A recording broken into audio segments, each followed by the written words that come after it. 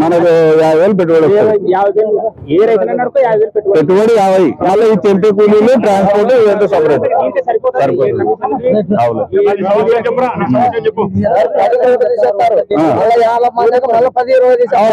దందా ఒకటి చెప్పు సమాధానం.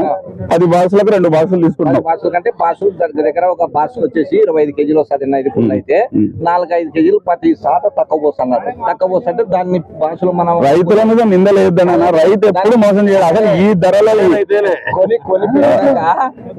సరే 2 తీస్తున్నావు, 2 తీస్తున్నావు, మళ్ళా ధరలు 200 పోతే 20 రూపాయలు. అదేంది? అది మామూలుగా అన్యంగాల్లో ఏం పర్పస్?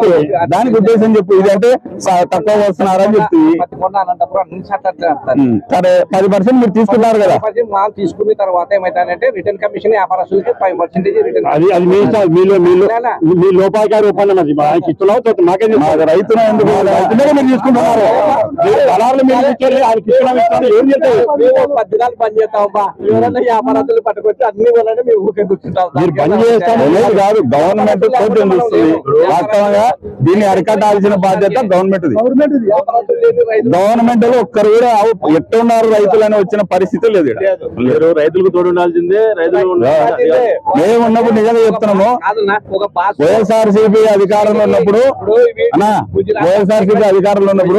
వ్యవసాయ సలహా మండలాన్ని పెట్టి ఇటువంటి విషయం ఈ రోజు ధర అడ్డు తగినట్టే గంటకే సీఎం గారికి తెలిసేది. రైతులు రాష్ట్ర సీఎం కు ఈడ లోకల్ ఎమ్మెల్యే గారికి కూడా తెలియనటువంటి పరిస్థితి ఈ రోజు దాపరించిన పరిస్థితి ఉంది. కాబట్టి